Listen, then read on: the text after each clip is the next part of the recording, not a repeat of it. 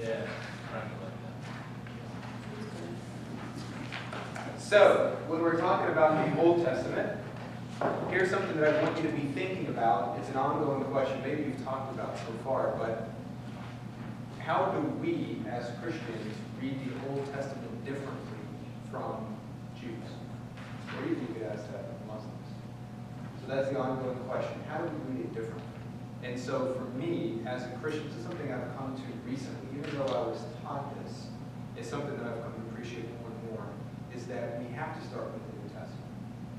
I don't think that you should properly understand the Old Testament if you start with Genesis 1:1. I think you really have to start with the New Testament and then see what the New Testament is about, and that helps us understand the Old Testament. So what John was talking about just a moment ago is if you look at the New Testament and you look at how the New Testament authors interpret the Old Testament, it's very different from the way that we're probably interpreting the Old Testament. Because most of us, the traditional way is what's called a grammatical, historical reading. And so that's, you open up the Old Testament, and we could be in Exodus chapter 3. Exodus chapter 3 is when Yahweh comes down on the burning bush, and he speaks to Moses, and he says, remove your sandals, and then basically he says, I call you to go to Egypt and to set my people free. And of course, you know what happens there. So grammatical, historical reading would start with there, start with that, look at the context. But if you look at the New Testament authors, they almost never do that. They almost never look at the historical context. They actually are looking at the Old Testament from a very Christocentric way. I'll use the words Christ and tell people. We haven't quite talked about this. Okay, so good. That's something will come on. So let's start with the New Testament then. Let's open up to Mark. We all have favorite Gospels. Mine is Mark. Most scholars prefer Mark. You know why?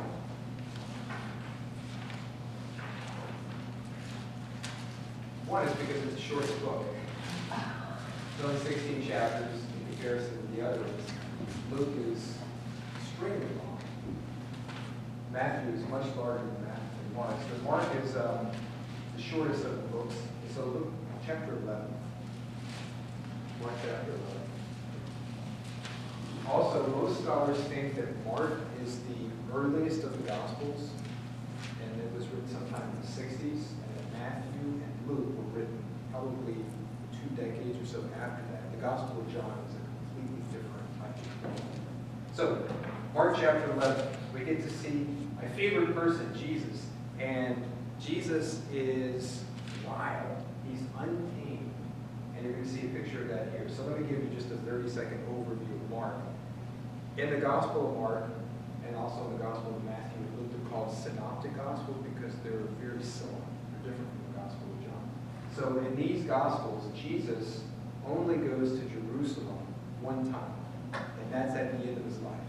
In Luke, when he's 12 years old, he's at the temple. But from Mark, so far, all throughout his Gospel, Jesus hangs out in what's called the Galilee, which is the northern part of Israel. He lives there in obscurity. He goes around and he's teaching about God's kingdom. He's healing people. He's trying to restore creation or indicate that. But anytime he gets a following, he walks away because he didn't want to be killed before he had an opportunity to go to Jerusalem. That's where he'd go to die. He goes to Jerusalem the last week of his life, and he goes there for Passover. He arrives in Mark chapter 11. He has this wonderful entry as a king, and then it starts in verse 11. So chapter 11, verse 11. I'm going to read just that small unit there. It says, so they reached Jerusalem, and he went into the temple. Actually, I'm going to do that. I'm going to start with verse 11. He entered Jerusalem and went into the temple, and when he surveyed it all, as it was late by now, he went out to Bethany with the 12. So this is the best part here. Jesus, I mean, just imagine, right? Jesus, according to the Gospel of Mark, I'm not saying this is the way it happened, but the way Mark presents his Gospel, he wants Jesus at Jerusalem at the end of his life. So Jesus has never really been to Jerusalem. He goes there. This is almost his first time there. He's looking. The temple is beautiful. He gets there. The first thing that he does is he has a showdown with the temple. And you can just kind of imagine Jesus as a boxer. You know, the night before you have a big fight or something, they have both the boxers come together and just talk smack for like an hour or two in front of the press, and then the next day they pound it out. Jesus comes, he has this showdown with the temple, and he stares at it, and he's almost judging it. But it says it was in the afternoon, and so he had to leave because it was about to close down. And not only that, but he goes to Bethany. So Bethany is about, now it's about 6 miles or so outside of what's called the Mount of Olives. And if you go there now, you have to, it's complicated, but you can get there because it goes from Israel to Palestine. Long story short, it's several miles away, and the reason why Jesus was in Bethany is because during Passover, the rabbis, to have your Passover meal, you actually have to be in Jerusalem. You have to be in the precincts of Jerusalem. You can't have an official Passover meal outside of Jerusalem. So what do you do with thousands of people coming into Jerusalem for 1 week of the year? Well, you extend the boundaries of Jerusalem. So the rabbis had it where certain areas were considered Jerusalem during these feasts. So Jesus goes to Bethany, and it's almost like this. Here's the interpretation that I want to give. Maybe I'm wrong. Jesus goes to Jerusalem for the first time, at least according to the Gospel of Mark. He has a showdown with the temple, and there's not even enough room, there's not even enough space for Jesus and the temple to exist simultaneously. And Jesus has to stay in Bethany, which is several miles away. He can't even be in the same area of the temple. Why would that be?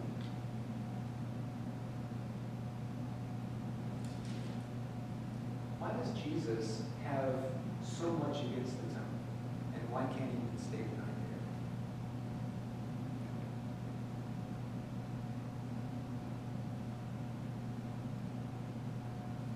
They weren't doing what they were supposed to do there. Okay, so we'll see in just a moment. Jesus is going to have some very sharp words. But here's the idea I want to float out to you. What if the reason why there's not enough space between those two, or for those two, is because Jesus is the temple. The temple is a shadow. Jesus is the reality. Once you have Jesus, you don't need a temple. And in fact, you should have a temple. So that's the idea we're going to float out there for you to think about. And then now let's look at Jesus as we continue on. So verse 11, he goes there. It's too late. He has a showdown, so he goes to Bethany, and there that's where he's going to stay with the 12. Next day, so I don't know if you've been to Jerusalem, but basically it's kind of like, so, by the way, I'm a horrible drawer, and I'm left-handed, which doesn't help, but that's Jerusalem. So this is the southern part of Jerusalem. Here's the Temple Mount, and then here's the Mount of Olives, and then over here is Bethany. Okay, so Jesus, he has his, in Nazareth is way up here. It's 90 miles, up there. So he's here at the Temple Mount. He'll go down these steps, and he'll go up the hill to Mount of Olives, and he'll go over there to Bethany. So that's where he's going. Every morning he comes from Bethany, goes over the Mount of Olives. If you're over the Mount of Olives, you're actually looking down at the Temple Mount. And then at the end of the day, he'll do the same thing. He'll go back. So that's what he just did, and now he's coming back in the morning. Verse 12. Next day, as they were leaving Bethany, he felt hungry. Seeing a fig tree and leaves some distance away, he went to see if he could find any fruit on it. But when he came up, he found nothing but leaves, for it was not the season for figs. And he addressed the fig tree. I love this. This is something we see all throughout the Old Testament. It is, especially in the prophets and in the Psalms, God frequently addresses inanimate objects. Or, actually not inanimate objects, because they're living beings in some way, but non-humans. And why does God do that? Because God owns it all. And so God will talk to trees, God will talk to mountains. And so here it's very common for Jesus then to actually talk to a fig tree. And this is what he says. May no one ever eat fruit from you again. And his disciples heard him say this. So that seems like a very odd thing to do. Mark tells us it's not even the season for figs. How inappropriate is that? Fig season's in the fall. It's the springtime. So what right does Jesus have to say to this tree? Because I'm hungry and there's no figs on it, I curse it forever. It's a very strange thing to do. Why would he do such a thing? I like to ask questions.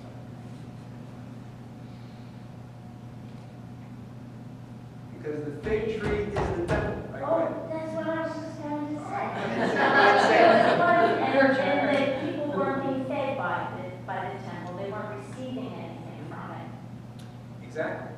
So the fig tree is the temple.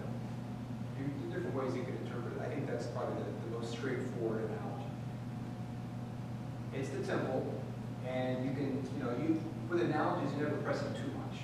But just kind of the idea there. The fig tree is the temple. It's not doing what it's supposed to do. And it actually makes a lot of sense. So you've read Isaiah. Isaiah chapter 5 has the famous analogy of the wine and the grapes coming forth from the tree.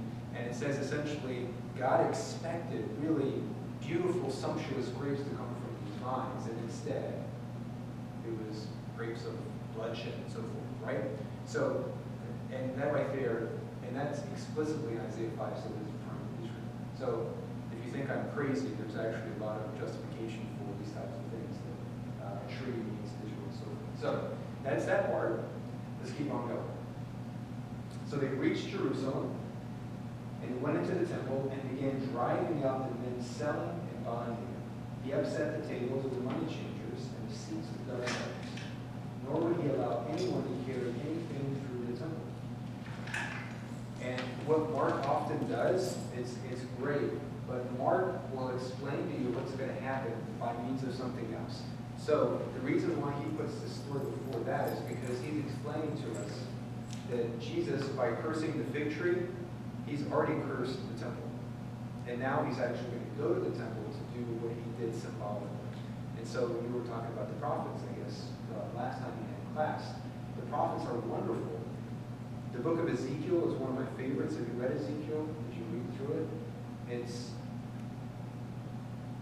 graphic and obscene, but one of the things that God does with prophets, and especially through Ezekiel, is that he makes them enact in their lives what he's going to do to the nation of Israel. And for Ezekiel, God actually kills his wife, which is, you don't want to be a prophet of all the things that happens. So God kills his wife to symbolize that basically God is almost taking on his wife, which is Israel. So we see that all the time. Same thing happened here with the fig tree. So Jesus goes into the temple. He doesn't allow any of these things to happen with the money changers and doves and everything. So what is he doing by going in and disrupting things? So we'll get to, he's going to have two quotations which are important in a second, but just in and of itself, who does he think he is to go into the temple and do something like that? He entered into an authority over it. Okay, yeah. One thing you'll notice throughout the Gospels, I know not in the New Testament, but this guy had authority. That's what's so distinctive about Jesus. Unlike anyone else that he deals with, even the high priest who's supposed to have all this great God-given authority, Jesus has this authority. And when he goes into places, he commands things because he has authority. He knows he has authority. So he goes in knowing he has authority over these things, and he acts like that. So he's going to throw out a couple of passages, and it's so easy to overlook these. But here's where we're going to get to the Old Testament part. When you see the New Testament authors use the Old Testament, now, I hope, if you haven't in the past, to actually, kind of the context for some of those things. Now, when New Testament authors use an Old Testament passage, they're usually evoking an entire, almost chapter or passage or something along those lines. So, as far as the Bible is concerned, the 12th century is the first time that we have chapter divisions, and the 16th century is the first time we have verse divisions. Before that, there were no such things. Sometimes in some of the scrolls you would have big chapter, almost headings or something. So for us, we look at Isaiah 53 verse 4. It says this. But for the people during this time, there's no such thing. So if Jesus is going to evoke two different biblical passages, he's not talking about one verse, he's evoking a whole passage. Okay? So we'll look at that. Here's what he says. He taught them and said, "Does not Scripture say, my house will be called a house of prayer for all peoples? But you've turned it into a bandit's den." This came to the ears of the chief priests and the scribes, and they tried to find some way of doing away with him. They were afraid of him because the people were carried away by his teaching. And then the evening came and he goes back out. And then just for the sake of showing, this is what's called a couple of together here is analogies will go back to the faith to the fig tree, and you'll see kind of the teaching of that. But it's called a sandwich, so it's a Mark and sandwich. Mark has a sandwich every time. We'll have one story, then we'll go to the other story, then we'll conclude the first part. Are you confused yet? Okay, good. Now, Jesus threw out two allusions, and the first one, if you look at the handout we just had, the first one he throws out is from Jeremiah 7. So let's go back and look at Jeremiah 7. By the way, I want to throw something else at you. Now that you're familiar with the Old Testament, if you want to understand who Jesus is, it's very simple. You start saying things like, Jesus is Jeremiah. Jesus is Jeremiah. Now, what do I mean by that? Summarize Jeremiah's life. Jeremiah was a prophet in the 6th century, right before God was about to destroy Jerusalem. And he rose up, Jeremiah, and said, "You're basically going to be a voice who is opposing everything that they're expecting you to say. And even though the things that you say are truth, they're not going to receive it as such. And in fact, I want you to condemn the temple, and I want you to tell the people, give up, because I am responsible for this coming judgment." A lot of similarities with Jesus' life. So, Jeremiah 7, very famous passage. Good stuff. This is exciting. I want to read it. Let's read some parts of Jeremiah 7. Very famous part, and my translation might be a little different from yours, but it has more similarities. The word that came to Jeremiah from Yahweh, saying, "Stand at the gate of the temple of Yahweh, and there proclaim this message." So remember, we're at the same exact spot that Jesus will be 600 years ago. Okay? Right at the temple. Say, "Listen to the word of Yahweh, all you of Judah who come in by these gates to worship Yahweh. Yahweh Sabaoth, the God of Israel, says this: Amend your behavior and your actions, and I will let you stay in this place. Do not put your faith in delusive words, such as, 'This is Yahweh's sanctuary, Yahweh's sanctuary, Yahweh's sanctuary.'" Famously, this is the temple of the Lord, the temple of the Lord. But if you really amend your behavior and your actions, if you really treat one another fairly, if you don't exploit the stranger, the orphan, and the widow, if you don't shed innocent blood at this place, and if you don't follow other gods to your own ruin, then I'll let you stay in this place, and the country I gave for you forever to your ancestors of old. Look, you're putting your faith in delusive, worthless words. Steal, would you? Murder, commit adultery, perjure yourselves, burn incense to Baal, follow other gods of whom you know nothing, and then come and stand before me in this temple that bears my name, saying, 'Now we're safe to go on doing all these loathsome things.' Do you look on this temple that bears my name as a den of bandits?" So there's the exact quotation. "I, at any rate, can see straight," Yahweh declares. Just a few more passages. "Now, go to the place which used to be mine at Shiloh, where I once gave my name a home, and see what I have done to it because of the wickedness of my people." Fast forward to verse 14. "I will treat this temple that bears my name, in which you put your heart, the place that I gave to your ancestors, just as I treated Shiloh." So, we'll just end there. But those are the words that Jeremiah gives to the people right there at the temple. Now, you know the story of Jeremiah essentially trying to kill him, just like they do with Jesus, and they'll be successful with Jesus. Jeremiah is spared because he has a couple of friends, but also because God is kind of putting things in order. But he has persecutions, he has a lot of stuff. If the temple is so important, this is something that certain in our tradition, the evangelical Protestant tradition, there's a certain wing that thinks it's really important that a new temple is going to be built by the Jews at some point in the future, right? You know that there's been 2 temples, and the last one was destroyed in 70 AD, and it's not been rebuilt, and some Christians think that it should be rebuilt. But here's the thing I want to kind of, address that is, if the temple is so important, why did God destroy it twice? And why does Jesus spend so much time condemning the temple? And so here Jeremiah is condemning the temple. You could say, well, because the Jews were not acting appropriately and so forth. But if the temple was really it, then God would not allow his temple to be destroyed. Why would he? And this is something that the Jews and the Jewish leaders in Jeremiah's time could not understand. To them, the temple was built, and it was almost in perpetuity, so the temple would always be there. And for them at this time, the way it was a very, not childish, but the way the world worked then was essentially this. I took over and I killed a bunch of people and took their land because my God was bigger than their God. That's how it worked in the ancient world. And for Israel, it was, and Israel is a worthless nation. So by the way, we're talking about Old Testament stuff here.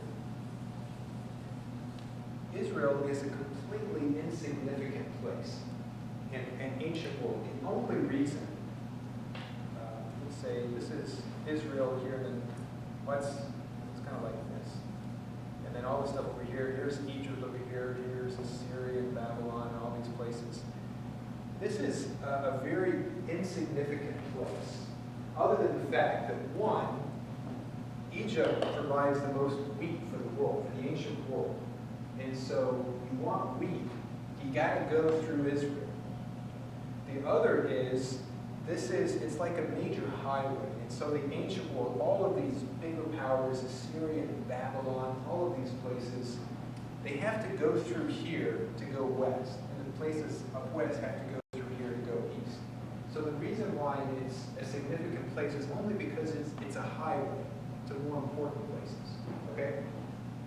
So that's just kind of 2 cents for free there. But all of these places are coming in, and the Israelites are thinking, no, we have the biggest God. Our temple will always live. And that's just kind of the thinking there. Jeremiah says, actually not. The temple is really not as important to God as you think it is. And so we see this hinted all throughout the prophets. It's the same idea. It's basically this. God says, I don't really care for your sacrifices. I was reading the book of Joel this week. Joel basically is a book about there is a famine, and because there's a famine, remember they don't have tasty tea factories back in the ancient world. When there is a famine, that means you die, and that means your children die, and that means literally you eat your children to survive, and they eat you to survive. That's what it means. It's horrible. There's a famine, and God says, there's a famine, and you didn't even have enough grain to give me cereal offerings. And guess what? I don't care, because it's a hard issue to begin with. Right? And that's what Jeremiah is kind of poking at here, is this theology that says God made the temple, and the temple will always stand. And Jeremiah is just poking holes all around us and saying, actually, God's really not all that concerned about the temple. It's not that important. What God cares about is your heart and what's going on inside of that. Okay? So let's pause for a moment, because I've given you a lot of stuff. Any questions or thoughts about anything so far? Just all things we've talked about before. He didn't really talk about like Ezekiel's plight and some things like that, so. Okay. Expand on any of those thoughts. Anyone think I'm a heretic yet? Does the Bible speak of future temple Yes. and sacrifices? I'm puzzled with that. Yeah. Why would Israel need sacrifices? Christ never did that. Great question. A very important question. And by the way, I'll just put my cards out. Here's who I love. I love Jesus. I love Jesus. And everything else is secondary after that. I love Jesus. The Bible is secondary after Jesus. Everything else is secondary after Jesus. And so the temple, as important as it is, and it's important because God commanded it to be built. And God, we have in the book of Exodus ends with God's Spirit comes down and fills the temple, which lets us know that He approves it. Also, First Kings 8. Actually, that's the tabernacle. The temple's not built until Solomon first takes it. After Solomon gives this very beautiful prayer, the Spirit fills the temple, and so there's not even enough space for everything, right? But Jesus is first and foremost. Now, the great question: what do you do with these Old Testament promises? If you look at all the prophets, they talk about this. What do we do with those? Here's one thing we can do with it. Just a quick shorthand. If you look at 2 Corinthians.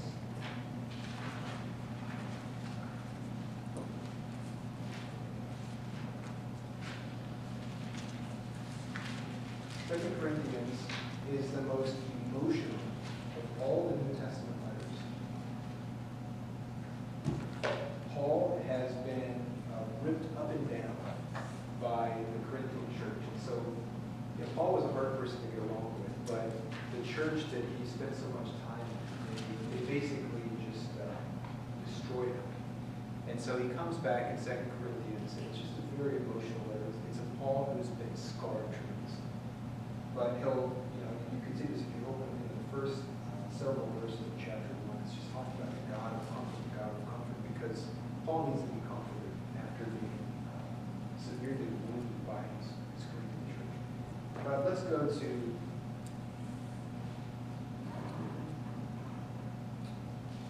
let's start with verse 17, just to kind of set the context. This is Paul kind of going back and forth. Paul is one of those who the charge often leveled at him is that he's hasty and that he is erratic and he's hard to pin down. And so he kind of goes back and forth, right? So that's the charge against Paul. And he says, basically, he'll say, yeah, I'm going to own that, and he's going to move on. Or that my plans are based on ordinary human promptings, and I have in my mind, yes, at the same time as no. As surely as God is trustworthy, what we say to you is not yes and no. The Son of God, Jesus Christ, who was proclaimed to you by us, that is by me and by Silvanus and Timothy, was never yes and no. His nature is all yes. For in him is found the yes to all God's promises. And therefore it is through him that we answer Amen. So that's just a shorthand. What do you do with these Old Testament promises that are, if you read them literally, they're unfulfilled? Well, let's look at the earliest Christians, because they're the first place that we should begin with that. The first Christians, which are author of the New Testament, you have Paul, who is the first Christian author, says all of the promises, and he's talking specifically about the Old Testament promises. He's talking about these that you see in the prophets. They're all yes in Christ. They have been fulfilled in Christ. There's no with Christ. So everything, and we'll see with this when I talk about what's going to be Christmas telling, all of it's going toward Christ. And the New Testament authors all say this in their own way. So with the Gospel of Matthew, starts it off. He has like 14 different times he'll say, and this was fulfilled, and such and such. And that's his way of dealing with those issues, because he looks around him, and Israel has not received these literal promises that that God has given, that everything's going to be restored, that the entire world is coming down. You can see this in Isaiah chapter 2 or Malachi chapter 4. It's this grand vision of all the world is coming to Jerusalem to offer gifts to Yahweh. That's not happening. New Testament authors say, I see these Old Testament promises. I see Jesus. And I don't understand it, but I know that Jesus is all yes, and that all the promises are fulfilled in him. And so they all have their way of doing it. So Matthew does it one way. Luke will do it a different way. The book of Acts will do it another way. So Paul has his own way. So all of these people, if you read the New Testament, and if you just have one question in your mind, maybe it's something you can do over the course of the month. Read all of the New Testament, and just have one question in your mind. In what way does Jesus fulfill the Old Testament promises? And you'll see that all of them say, yes, he does, in every way. But they do it in a slightly different way. But also, the Bible nowhere gives us understanding that, think of the analogy of a dresser. The Bible, I'm not going to say that it's missing a drawer or two, but it certainly has socks hanging out, and you can't have all the doors shut properly. And the Bible doesn't have a problem with that. We have a problem with that. The reason why is because the messiness of the birth, the death, and resurrection of Jesus, it doesn't fit exactly as we were expecting. And the first Christians understood that. So they're looking back at the Old Testament. They have to reread. You seen the movie Sixth Sense? It was 10 years ago. M. Night Shyamalan. And here's I think a good analogy for reading the Bible, the Old Testament, is when you watch the Sixth Sense, you watch it the first time from the beginning to the end. When you're in the middle of it, you can't understand what the end is going to be. But at that last conversation, you see everything come into place. And so they do like a, 30-second, re-editing or something of the montage, whatever it's called. They do the whole film now in 30 seconds through the proper lens. So that's why I started with the New Testament. We're not finished with Jesus here, but we start with the New Testament because that is the end of the story. And it's almost like the Sixth Sense thing. So what a lot of people do after you watch the Sixth Sense for the first time, you watch it again. And you have to. And now at every point you're like, yeah, now I see. Right? That's what the Bible's like. That's what the Old Testament's like. So you start with the end, and then you know, oh, it's all going toward Jesus. And then everything in the Old Testament makes sense now. But if you don't have that starting point, then you're never going to see the big picture. Okay? And so we're going to come back to the year and so forth. But the offer, the reading I'm giving you, I mentioned it there, it's called Christotelic.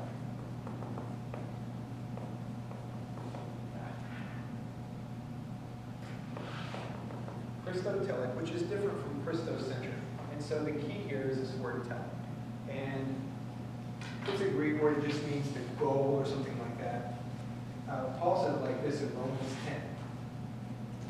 Jesus is the telos of the law. Jesus is the telos of the law. So it's the same thing he said in 2 Corinthians, right? 2 Corinthians, he says, in Jesus, all of God's promises are yes. In Romans 10, he says, Jesus is the telos. He is the end point of the Torah. And when he says law, he's not talking about 617 commandments. He's talking about everything. The whole Old Testament. It all is summarized. They'll say it differently in Ephesians 1:10. They'll say everything is like headed up. It's summarized through Christ. It's like all of it comes together. So you think of the building, the architectural building, it's all put together around Jesus, right? So a Christotelic reading of Scripture of the Old Testament says that the story is going somewhere, and it's going toward Jesus. That's different from what's called a Christocentric reading. A Christocentric reading almost kind of gives the idea that, that is the famous analogy goes, in the burning bush, you're like, where's Jesus? If you just kind of like, the burning bush is there, you just kind of go over the top of it, oh, I see Jesus right there, right? You expect him everywhere. Well, Melchizedek, Genesis 14, surely that's Jesus, just, a couple thousand years or several thousand years before he comes on the scene. Really, right? That's a Christocentric reading. The problem with that is Jesus is not everywhere, right? He's not behind the burning bush, but the whole story is going somewhere. And so that's the difference. So Christotelic, you don't have to see Jesus in every part of the Old Testament, but you do have to know that this is a story, and all stories are going somewhere, and this is going toward the story of Jesus. Okay? So what do you get?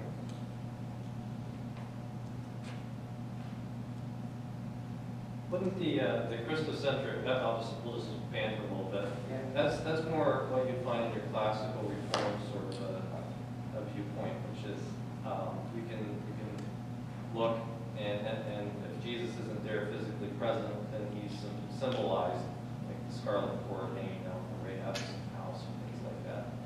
So that was a good holdover probably for a while until we could go back and look at these texts a little more carefully. And say, oh, we understand now. Like you could multiply the text you gave from Paul in Matthew 5:18 through 20, and just go on and on. Christ is the telos, or the fullness, the fulfillment. And that's more native to the New Testament. Yeah. Lingo, like it actually takes the lingo of the New Testament seriously. It says, okay, we're just reading what's there, instead of like trying to jam it into the system we've constructed. Just what's there, and that fits. So, I think that's a good way to describe it. So. But that would be more your classical reform law, right? Yeah, and the thing is, the Christotelic is a term that one of my colleagues invented, Steve Taylor, who was reformed people put that together.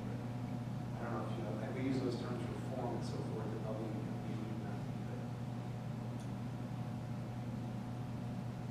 any other questions or comments? Is this like, what are you talking about, man? Type stuff, or is this like, that's interesting, I need to think more about it? It's interesting. Yeah, we might as well talk about this a little bit because you've kind of like skimmed the surface, all right? So what we're going to do with next week was actually take New Testament texts that are deeply indebted to Old Testament texts, talking about, for instance, out of Egypt have I called my son Jose, the Matthew texts, and go back and it's interesting the number of coincidences between how you say, let's read it in context. I think that's a growing awareness among New Testament scholars. Is let's read the context of the Old Testament, not just the proof text, not just that little snippet there. Let's go back and look at the context and say, what is he saying is being fulfilled in Jesus right now? And sometimes it's very surprising. And so that's kind of the project that we're headed for next week with some of these texts. When you read the New Testament, and then you go back and look at the Old Testament text that he's quoting, and you go, my heavens, are you really sure, New Testament author, that that's the verse you wanted to use? Because I can find ones that fit better. Are you sure that's the one you want to use? Because I'm not sure I agree with you anymore, New Testament author. Because in that context, he's saying, wow, Jesus did a lot more stuff than I realized. And it's something that you get only by doing the work of understanding the Old Testament, the extent that the New Testament author did. And our ignorance of the Old Testament is often to our detriment theologically. But that you're skimming the surface of things that I want them to get into the discovery process themselves just by reading the Bible. Just by reading the Bible, you come to these conclusions. Read it yourself in a way that maybe you've never read it before. But just read it yourself, and you'll see that, hey, what he's saying is actually what I'm finding there, this kind of stuff. I just never did the work before, And like that Joel passage, or just the way Matthew sets it up, it's so interesting to see what he's saying Jesus fulfilled. Now, that leads us to the question, though, maybe we can talk about this. Multi-valency, multi-level fulfillment, or how do you view fulfillment? You say once off, Jesus did it all, or does Jesus have like a now and not yet? How do you deal with that? Yeah, and for me, the Christotelic reading is helpful. I think a classic case is Isaiah 7.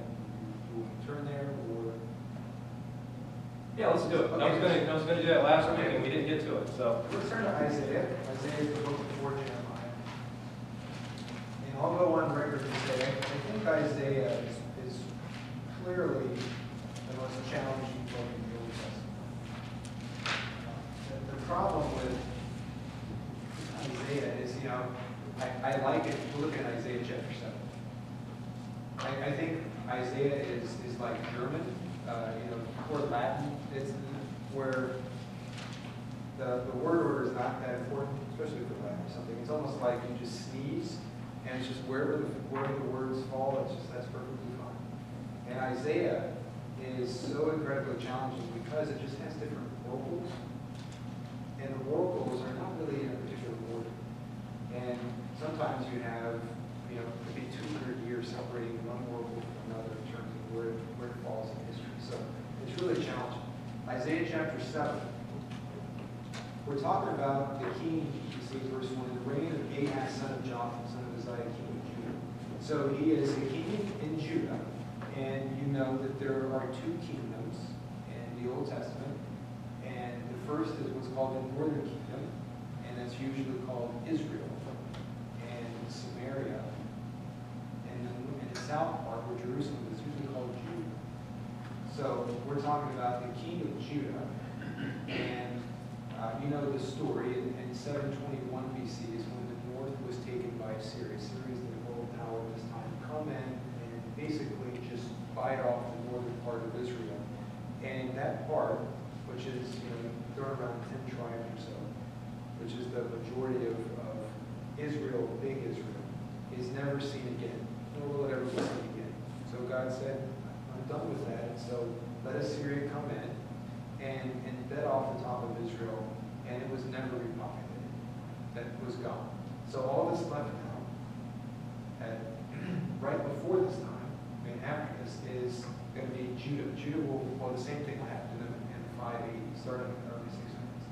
So Ahaz was, here's important to know. Ahaz was a wicked king, and he was the tipping point and for the destruction of Judah.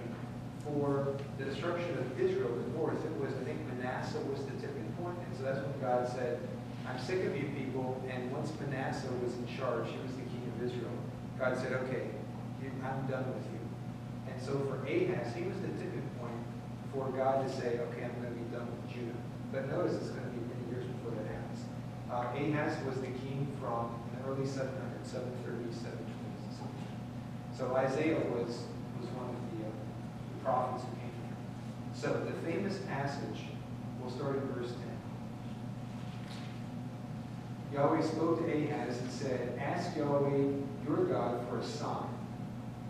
And when you see sign, automatically you should be thinking of the 10 plagues. You should also be thinking the Gospel of John. The Gospel of John is centered around signs. Right? So always be thinking, you see key words, where does this fit within the Bible? So sign, Gospel of John. Either in the depths of Sheol or in the heights above. Now, Sheol in the Old Testament is the place where people go when they die. There's no such thing as heaven. There's no such thing as hell in the Old Testament. There's Sheol. And when you die, you go to Sheol. Whether you're good or bad or different. So, it says that. Ahaz said, I will not ask. I will not put Yahweh to the test. Now, that for us might be thinking, okay, he's a good, pious person, right? Because Jesus says in Matthew 4, look for, right? 3 temptations. You don't put the Lord God to your test. He's quoting the book of Deuteronomy. We think he's a good king. He's a wicked king. God said, put me to the test. And he said, no. He was supposed to put God to the test. Right? So we know that's just one thing. Listen now, house of David. Are you not satisfied with trying human patience, that you should try my God's patience too? The Lord will give you a sign in any case. It is this: the young woman is with child, and will give birth to a son, whom she will call Emmanuel. On curds and honey he will feed until he knows how to refuse the bad. The curds and honey references is something that we give to children. At this time, you would nurse a child for several years because it's a lot cheaper to do that than just to provide food. The curds and honey is just a food that you would give to your children. And choose the good. Before the child knows how to refuse the bad and choose the good, the lands whose two kings are frightening you will be deserted. And the lands that are frightening, like places up north, but he's also talking about Egypt. Yahweh will bring times for you and people of your ancestral house, such as not been seen before since Ephraim moved away from Judah. Now, to complicate things, Ephraim is also used to refer to these places, and also Jacob. And so you don't know exactly which one's going to be used, but they're all meaning similar things. So, John's question, Isaiah 7:14, it's going to be quoted in Matthew 1:23. And there it's going to be saying that this is fulfilling, this is basically summarized in Jesus. So that's how Matthew's going to, I'm going to say spin it positively, not negatively. That's how he's going to interpret it. Look at the historical context. So is this talking about Jesus? No, of course not. Absolutely.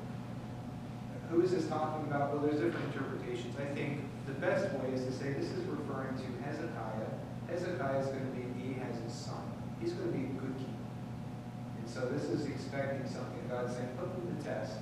And we're going to see Hezekiah, and basically, things are going to be moving in a better direction under Hezekiah. We'll just say it that way. That's one interpretation. I think that's probably the best way to understand it. Another one will say, well, this is referring to one of Isaiah's children. Maybe. But here's when this Christotelic thing is helpful. The difference between Christotelic and Christocentric.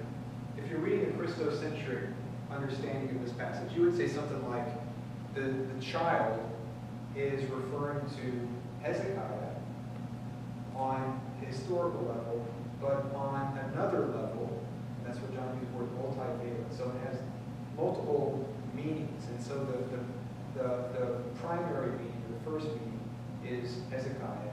And then a second layer, and you can think of it like if I had a flashlight, right? The flashlight, the first part of it is Hezekiah and kind of the beam going out, right? So that's kind of the Jesus part, right? So that's a Christocentric reading. And I'm not going to criticize that.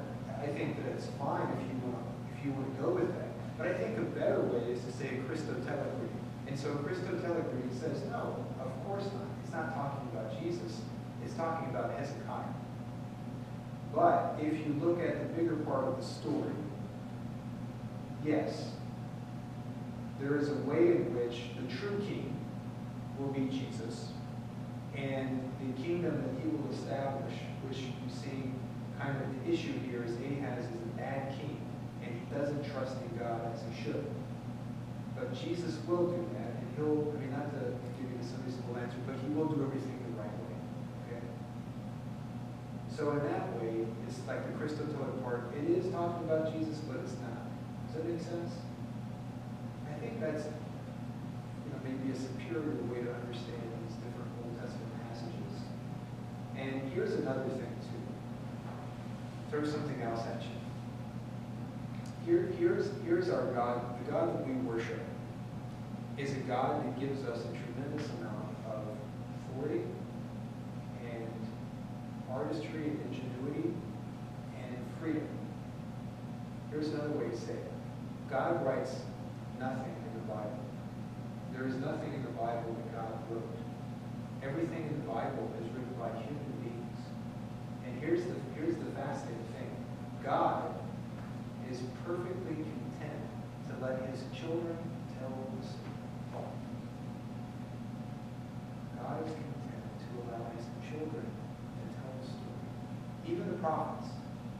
You think, well, the prophets are getting words directly from God. Well, they're the ones who put those images together. They're the ones who actually write them down in a certain way. So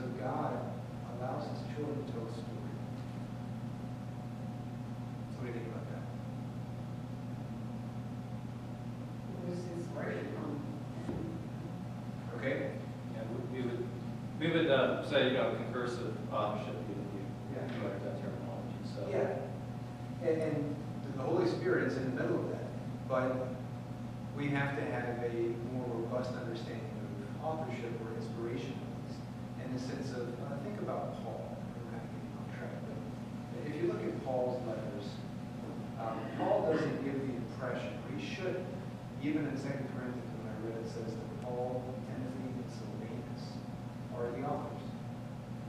So however Paul wrote his letters, he didn't actually write on his own. Even in Romans, his most famous letter, Romans 16 says, I, Tertius, wrote this letter. So Paul has, it's called a amanuensis, which is very common. And that's the person who writes down the actual letter. So Paul, you can just imagine Paul like this. Paul's walking around. And not only that, but he's got Timothy, he's got Silas, and others with him. And he's writing, or he's actually dictating, and someone's writing it down. Here's a good example. I hate to throw all this stuff at you, but let's turn real quickly to 1 Corinthians. Let's go to Paul. Just on the question of inspiration and authorship. And by the way, when I say that God allows his children to write this story, here's what I am not saying, that God is not involved in that process. Understand that? I'm not saying it. I'm saying God is involved in that process. But still, we all, I assume, recognize that God does not have a hand. And God did not actually write what we have, right?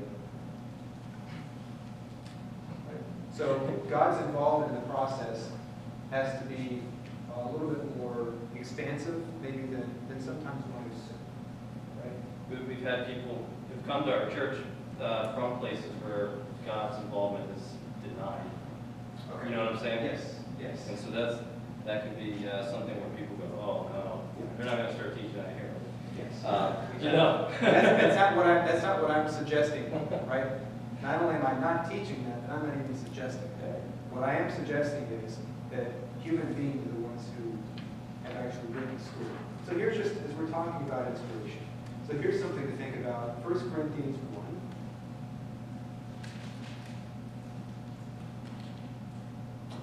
Let's start with verse 10, chapter 1. And I mentioned that Paul had a difficult time with the Corinthian church. We'll see that. Brothers, I urge you, in the name of our Lord Jesus Christ, not to have factions among yourselves, but all to be in agreement in what you profess, so that you are perfectly united in your beliefs and judgments. From what Chloe's people have been telling me about you, brothers, it's clear that there are serious differences among you.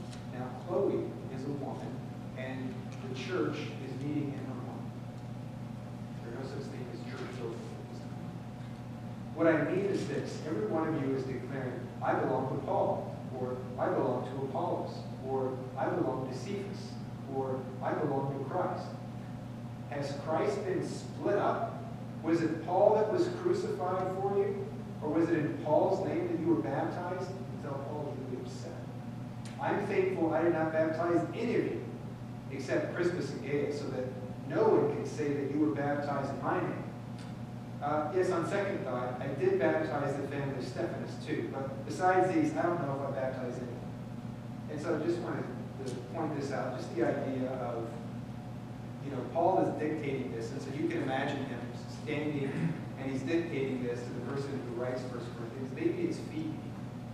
Phoebe would be the person who gave the letter to the Roman church, but at any rate, he's saying, I didn't baptize any of these people except for these. And then afterward, you can imagine, maybe Silas says, or maybe it's Stephen that says, Paul, you baptized me too. Like, oh yeah, well, I baptized the family of Stephanus, but apart from that, I don't think I baptized anyone else, right? I mean, can you imagine that scenario? Maybe I'm off my rocker. But you see this idea of inspiration includes stuff like this, where Paul, if, we would think, well, if our view of inspiration oftentimes is kind of like, there's no room for the messiness of this here, because Paul would know exactly. It's like God gave him a chip, and he says, I baptized 5 different families, and so forth. Whereas here, it's like, I baptized these people, and then it's like, he's correcting. Oh yeah, I baptized another family too. Well, And in fact, maybe other people. At the beginning of Luke, is kind of a classic go-to. Luke's process. Oh, okay, yes, yeah, exactly. Says, I carefully investigated these things. Yeah. So it's not hidden. Yeah, exactly, exactly. So when I say, this idea, God lets his children write, God's involved in that process. But it's a different process. I think that a lot of us, we want things to be crisp and clear and precise. And the Bible's just not that type of book. Right? The Bible's a very messy book. It's full of all kinds of things that just don't perfectly line up as we would like it to. It doesn't mean that God's not involved in it at all. Right? Maybe it just means that actually God is okay with messiness. Okay. So again, I think it's 8:16, and I haven't even made it past my first point here. But this is a preferable way. Do we take a break at any point, or do we just go straight through? We've been taking breaks, but some people just go straight through. The people get up and get their cake, coffee, and whatever. So, what do you guys want to do? Yeah, how do you do those two things? What do you want to do? Get some coffee. Yeah. What we call cursive authorship, big A, little a, or however you want to look at it. Folks will be reading prophets, especially, and say,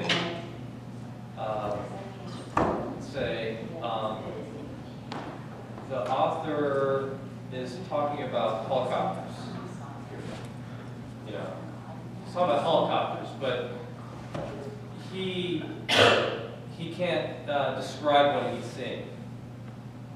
And so he writes it like locusts or something like that. And in another place, that same interpreter will sometimes demonize someone else for saying that the human authorship comes through in a strong way. But in this case, he can't describe a helicopter because he doesn't know what it is. Right. So I'm thinking, if you want to be uniform, say that God can describe a helicopter and call it a helicopter before anybody knows what a helicopter is. Because God's been there. He's been all over the time and eternity, and he steps outside and doesn't really. It doesn't matter to him when something happens. He's been there. So that can become one of those inconsistencies we'll discern among folks that aren't really trying to strategize how the Bible works. They're not trying to really discern how authorship works. So in some cases, God will be dictating the robot brain will kick in. God's just programmed. It's like, oh, there goes my hand again. Wow. Look at that, And that's kind of how I was born and bred, was people all of a sudden, next thing you know, they look over and their hand's moving. It's like, whoa. If we can look at a hymn or a song or something, and we can say that was inspired, someone felt like the Lord and wrote it, so it wasn't God dictating per se, but. Yeah. I'd say there's a qualitative difference between God's involvement in the hymn, right? Yes. And God's involvement in what we would call the Bible, So there's a qualitative difference to be sure. But yeah, so that concept of inspiration is one that's never really given a clear definition. All we know is that, God really worked this out, and he used people to do it, and sometimes he had those people do research, like Luke, because Luke says he did. So I take the Bible's word for it, that Luke had to do research before he wrote Luke. That's, for me to respect inspiration, I have to respect that there was so I just wanted to kind of make sure that we're kind of explaining ourselves. Sometimes here's the problem with theology and theologians. Theologians are so familiar with what they're saying that they speak shorthand. And so when people who aren't necessarily familiar with shorthand go, something missing. So, back to your notes. Yeah, and just to clarify again, that's a good one, the idea of shorthand, because when I say, actually people wrote this book. That does not mean at all that God was not involved in that process, right? But for some people, that's all it means, is that a human being was involved in this. God is out to lunch or non-existent or whatever, right? But actually both are true. Okay, God is involved in the process. At the same time, God allows his children to tell the story. So they're actually the ones who put it down on paper. So, all right. Any thoughts, anything germinate over the course of the limit? Poppy seed cake or anything along those lines?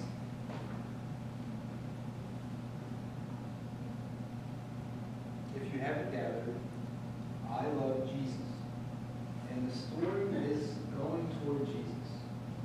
He is the fulfillment of all of these things. And so sometimes I want to push back on those who want to focus on Old Testament prophecies that have not been fulfilled or something along those lines. And I would say that that's why I wanted to start with this passage here in Mark 11, because Jesus is clearly saying in the gospel writers as well that it's all about Jesus. And so the temple, as wonderful as it is temple.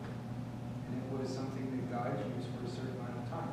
Same thing is true in the book of Galatians. Paul talks about the Torah as a school teacher until Christ came. And so it's almost like a placeholder. So as good as it is, the placeholder is important, good. But another way to think of it is, the map. You have a map, which is wonderful. And all of us who have gone places that we've not gone before, we are very thankful for maps. But once you get to the destination, the map really is not important. As good as it was and as helpful as it was to take you to the destination, but once you get there, the being at the location is so much more wonderful than the idea that you actually had a map to begin with. Right? Does that make sense? And so that's just, I think, a better way to understand. You see the Bible, the Old Testament, is the map to take us to God. But when you have God, you don't really need a map. Right? You don't have to know exactly how you got here. You're so overwhelmed to be in God's presence. That's it. Okay? Kind of overstating my case, but you understand what I'm saying?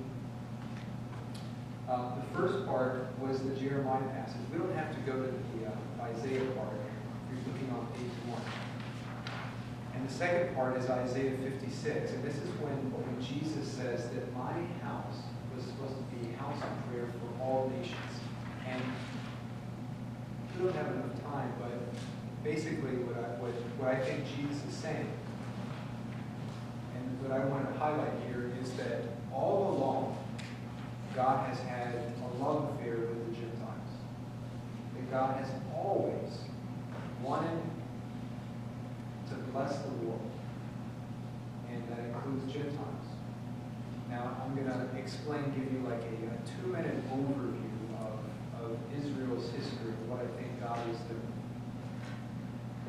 Maybe it's a little out there, but this is what I think God was up to. God chooses one person, and that's Abraham, we'll say. Abraham, in chapter 11 in Genesis, the beginning of chapter 12, the first couple of verses there. Bless you, and you're going to be a blessing to the world. So God chooses one person, and he's going to use that person to bless the rest of the world, to the Gentiles. That's people like us. Now, what God also did is God knew that the Jewish people would not be able to do what they were supposed to do. And it has nothing to do with Jewish people. We would have been in the same boat if God would have chose us. If God would have chose Gentiles to bless the Jews, the same thing would have happened. So here's what God did. God concentrated sin. He multiplied sin. And he put it all with the Jewish people. And so you can imagine God as a scientist, and he's experimenting. And he says, I'm going to choose this people group. If you read the book of Deuteronomy, as you have, I'm sure. And it says clearly, Israel is nothing spectacular.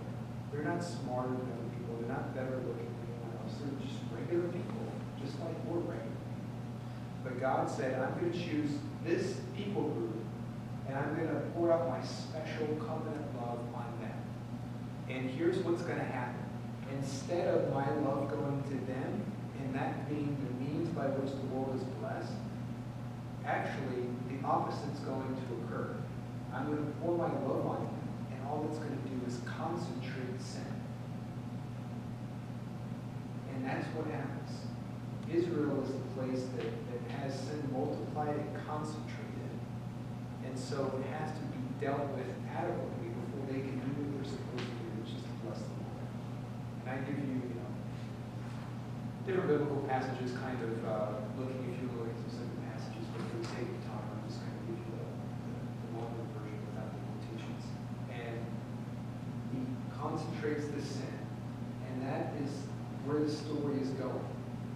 In order for all of the world to know God has chosen as one nation to do that. Someone has to come out of that nation who is a Jew. And God is going to even concentrate further all of the sin on the world, not just on his people, but on this one person. Of course, we know that's Jesus. And so all the sin of the world is concentrated on Jesus. It's multiplied on him. And he deals with it the right way every time. And so what he does in the Gospels is that he relives the story of Israel. Another way to think of it is the story recapitulates. What that means is that every step, and you see this in the Gospels tell the story of Jesus in conversation with the story of Israel. And this is why the way it's told the way it is. And you think of the temptation stories. Well, why does Jesus have to be tempted? So why does he have to go to Egypt? Infancy stories. All of these things is the gospel writers are telling the story, and they have to concentrate sin on a true Israelite. And they do it by retelling the story of Israel and Jesus there every step of the way. But whereas Israel, no fault of their own, just because they're human beings, messed up at every step. So they were in the desert for 40 years. God tempted them, and they failed every time. Jesus was in the desert for 40 days to symbolize the 40 years. And he's tempted 3 times to symbolize all of the multiple temptations. And guess what? At every step, he said the right thing. He did the right thing. And so he did that all throughout his life. So the story of Israel is recapitulated. All of the sin of the world is concentrated on this one guy. And he takes it upon himself. He does everything the right way. And he resolves all of this by his crucifixion and also by his resurrection. He conquers all of it. And once he does so, then it's like now the people are ready for the world to be blessed as it was supposed to be.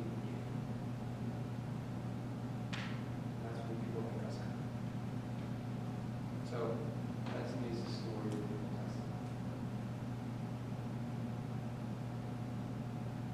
And that's why that Christotelically, all of it's going toward Jesus, right? And not just individual passages here that are talking about Jesus, but the whole story, the concentration of sin, the multiplication of sin, the resolution, the conquering of sin. What do you think about that? I don't understand the part about the concentration of sin on just the Jews, because how about like Egypt and the other countries that? They get it too, but the sin's concentrated on Israel. And you see this, here's the thing, when you read all the prophetic books are the same. They're just Isaiah, 66 chapters, Nahum's 3 chapters, or whatever, Malachi 7 chapters, but they're all saying essentially the same thing. And what you see in all of them is God goes after the nation of Israel every time. And when he goes after the nation of Israel, it's different from the other ones. God judges it based on the fact that he actually revealed himself and he gave him covenant. And so he wasn't accountable. For all the other nations, and he does the same thing. He judges them. Edom, Syria, Nineveh, Egypt, everyone gets it. But he judges them by different standards. But the concentration of sin, and Paul talks about this in the book of Romans, right?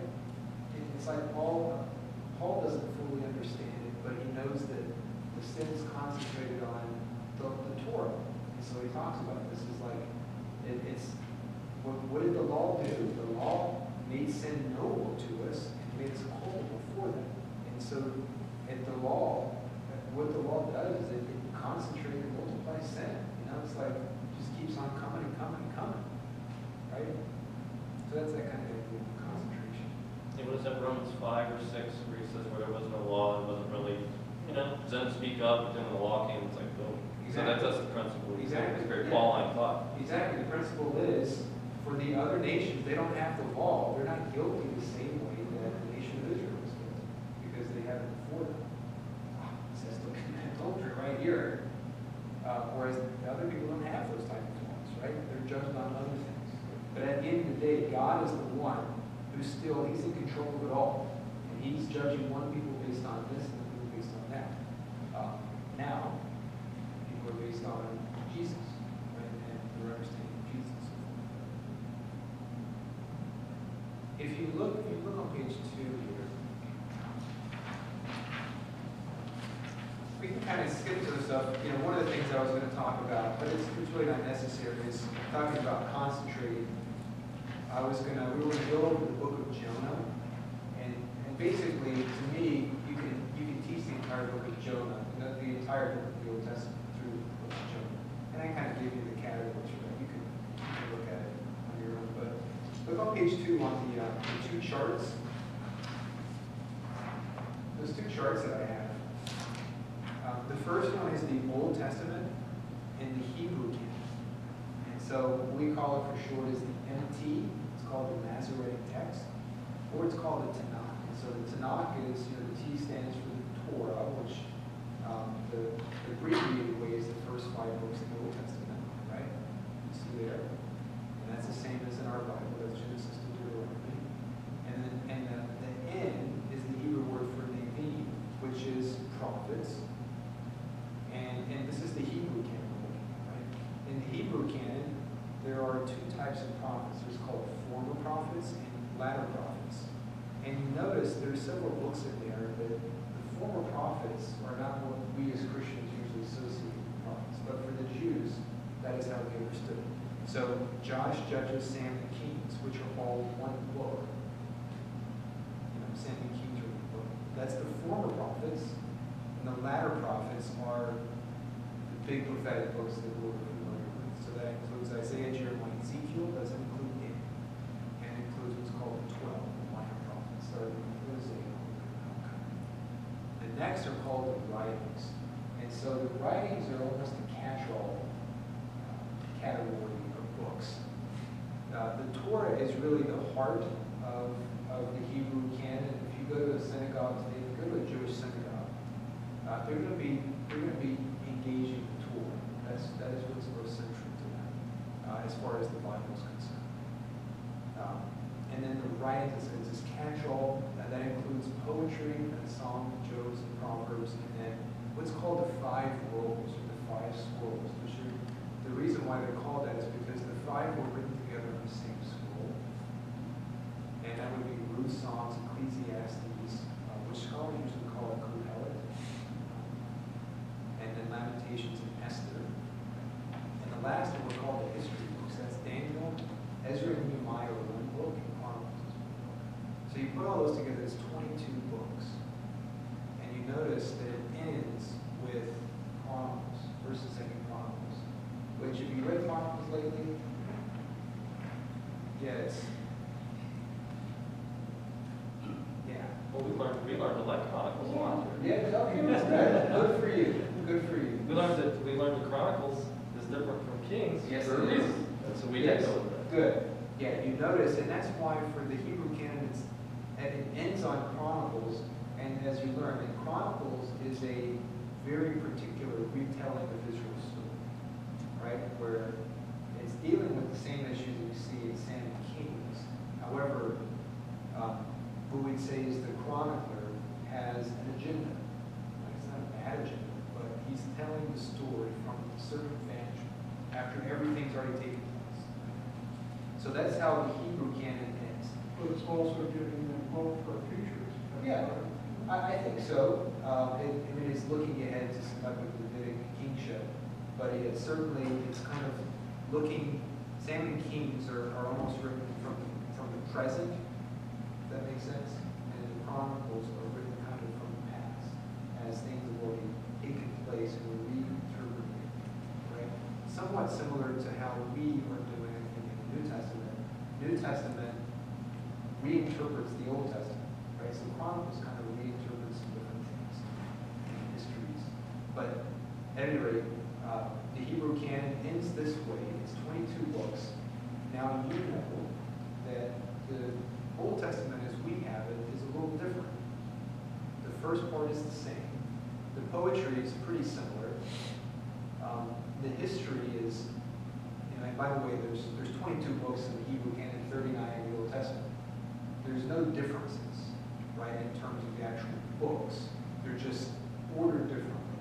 And the reason why is because the Greek version has bigger characters, and so Sam, Kings, and Chronicles are divided into two books. And the reason why is very straightforward. When you translate the Hebrew and Greek, you have less scrolls to work with because the letters are larger.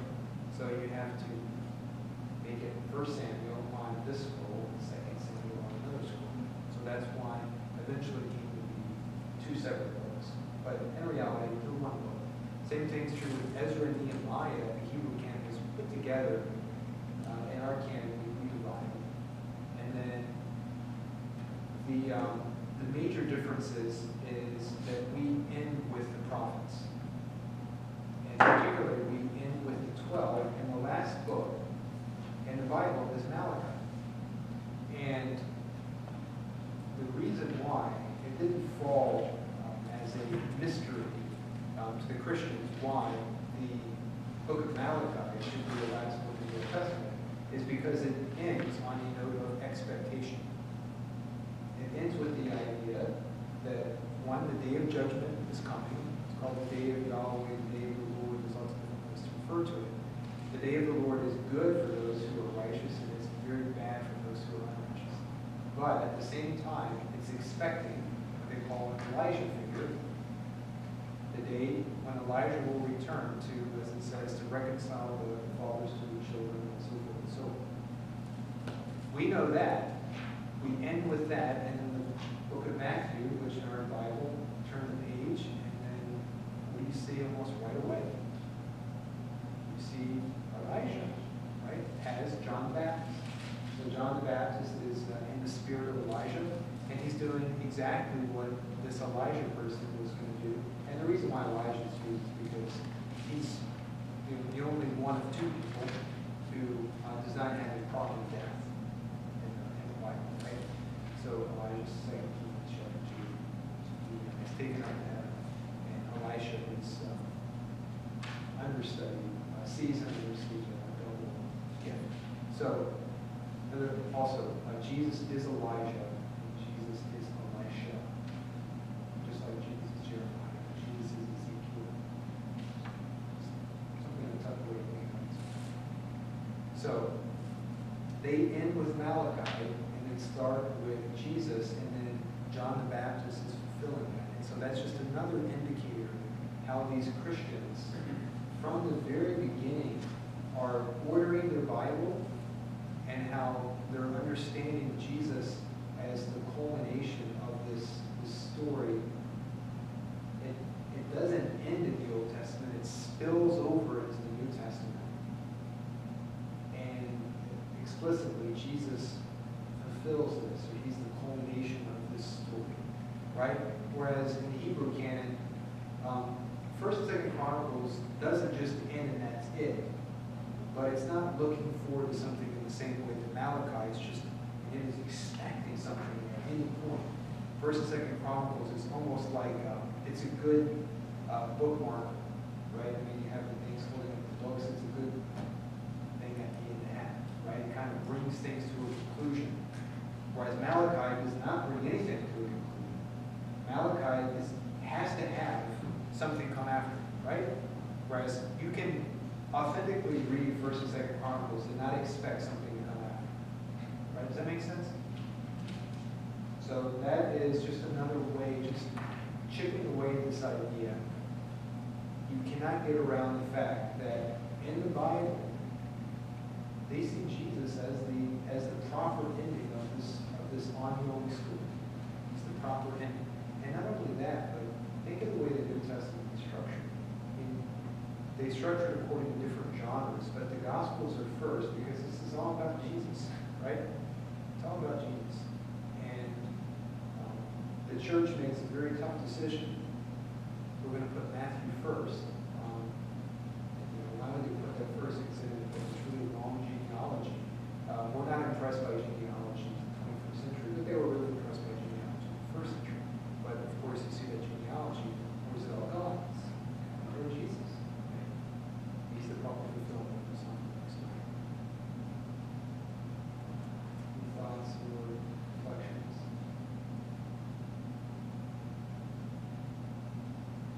It is now 8:44. What do we have? Leave it in your hands. Okay. Well, I can go on for days. Which Okay, leave it in your hands. yeah.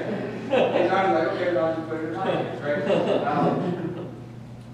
I do have some questions. I don't think that we need to work through some of those questions, but just going back to that ongoing question I asked you, thinking about at the very beginning, and that's, how do Christians read the Bible differently than Jews read the Bible?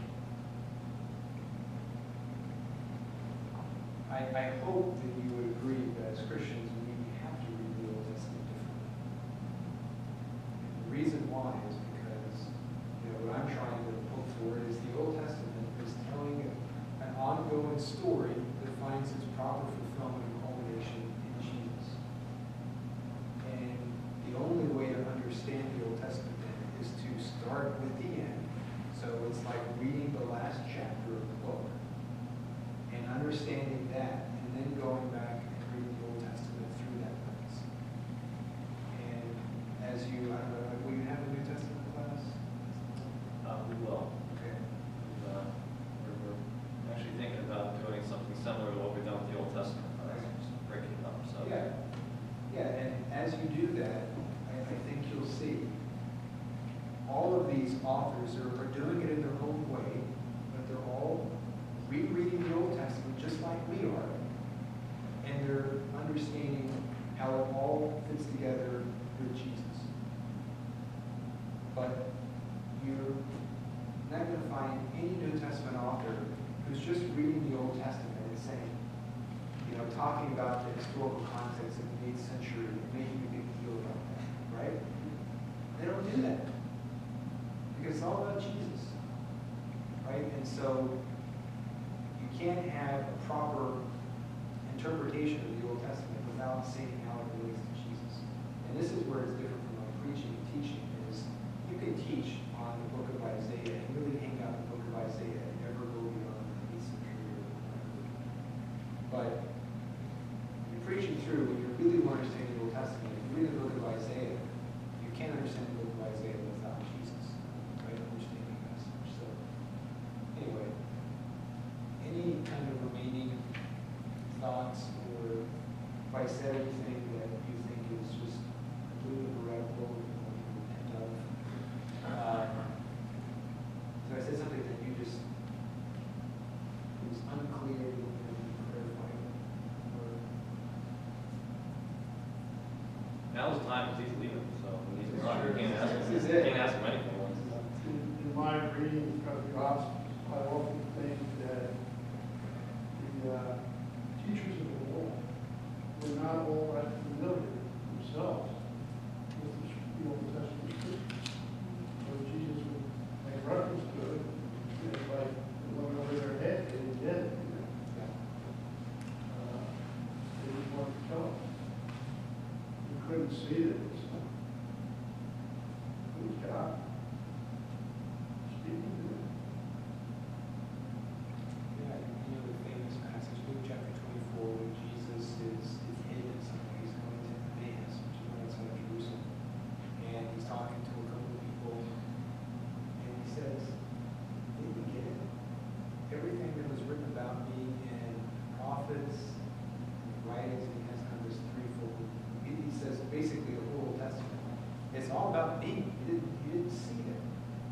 then it says, and then he walked them through the Old Testament to show them. They don't give specific passages, but it's not a stretch to know which ones we're talking about. Every time the New Testament author quotes, whether it's in the book of Acts or whether it's the book of Romans or 1 Peter, those are the passages that Jesus was walking through them with, right? But yeah, the whole thing, it was going somewhere. And as we read Scripture, one thing we have to be is very humble, and very gracious, and it's not an easy book to understand. My area is really church history, and what I do for a living is I see how people throughout the past 2,000 years have read the Bible. And guess what? They understand the Bible very differently than a lot of us understand things. So it's not as simple as we'd like it to be. But you see Jesus here talking with these leaders who didn't quite get it, right? But one way to get it is to understand Jesus' fulfillment in this, right? So that's the thing that when you give things up, when you figure out what's not important, what's important, he's at the center of that, right?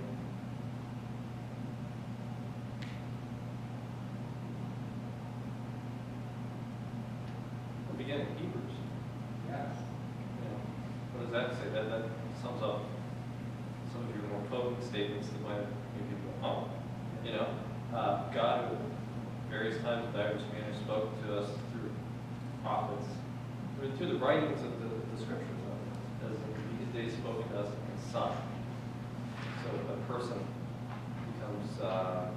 becomes the focal point of God's revelation in the world. And that's this person that walked around with Jesus, the Word. So I think that I'm sure someone's done this to compile sort of testimony of these verses and say, okay, well, there were the prophets, and then there was this, and now there's Jesus.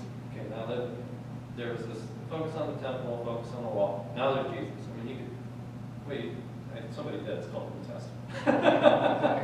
but those very, like, pointed verses, like the beginning of Hebrews, it's like one of those, like, you sit down and look at that, it's like, okay, well, that's not how I think about it. Now, I want to ask you this question. Why does David Land have a job then? Because why can't we just say Jesus is everything? Why do we, why is he studying this the Blackstone of what should we call it? Remember when he was here, he talked, his studies of like these cultures and whatnot. So justify his job for a second, or say he doesn't have a justification for a job, because once you get the Christotelic thing down, we're good. I think it's both. Mm-hmm. But the reason why it's important is because God has given us this, and what God gives is important and worthy of study. I think also of the Bible, 2/3 of it's the Old Testament. We just had the New Testament. We're really cutting out a lot. And to me, it's one of those things where we get to see who God is. We get to see a different picture of that. Now, in Hebrews again, or Colossians 1, or any other passages, Jesus is the perfect representation of who God is. So if we think, I want to know who God is, you can go to no other place or person than Jesus. And so understanding him. At the same time, there are different phases of God that we don't see as apparent in Jesus that we can see in the Old Testament. That to me is the real value. But also seeing how God works. My wife and I, we talk about this all the time. It's easy. I teach world religions too. And I was teaching at a church last month all month on world religions. And so I started talking about Hinduism. And someone said basically, people believe this stuff? Everybody actually believe people believe Hinduism is the third largest religion in the world. Yeah, they actually do. And my point is that it's a crazy story in a lot of ways. Think about the Bible, how God works. He's concentrating sin, he's multiplying sin, he's doing this, he's doing that. Like, God, this is so, it's inconceivable, but that's how God works. And so to me, the wonderful thing about the Old Testament is we get to see how God works, and it's so different from how we would work. So if you can imagine to yourself, if you were to say, I'm going to start a religion,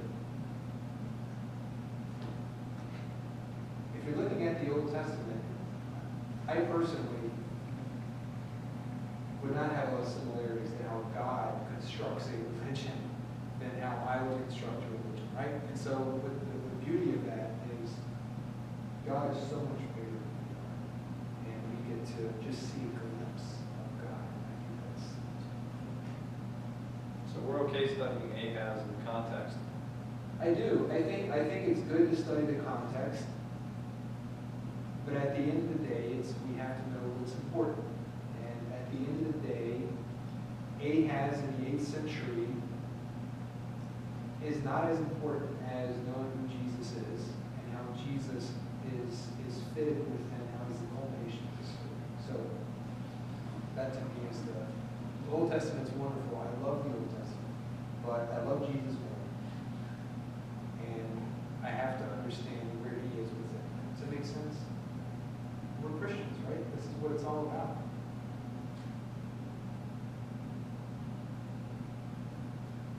Any last thoughts? Okay, I'll just say two things. One, thanks for having me. I appreciate it. And the handout I made it where I knew that I would not go over everything, so please feel free to go over the handout and look over things. But here's what's most important is you don't have to accept anything that I have to say. Here's what I just challenge you to go, and now that you've read the Old Testament, you're in a perfect position to understand the New Testament. So you can't properly understand the New Testament without the Old Testament. Just last week I read through all the prophets again, and then I opened up the book of Romans and read through. It's like light bulb was going off everywhere because now I'm in the proper position to read the New Testament. But forget about everything that I said, but I just challenge you to read the New Testament with one question in your mind, as always: how do the New Testament authors understand how Jesus fits within the Old Testament story? Right? So think about that. And to me, as I've done that over the years, I've just come to the conclusion that see Jesus is everywhere in the Old Testament story, and that he is the fulfillment of the Old Testament story, and there's nothing more for us to look for. Right? We don't have to look forward to a temple being rebuilt in the future. We don't have to wait for anything because we have everything. All we're waiting for is Jesus to return. But we're not waiting for anything else, right? Because it's all centered on Jesus. So read the New Testament with that question in mind and see kind of what maybe you come to the same conclusion when you come to the conclusion. So thanks again. Can I just pray for us as Please do.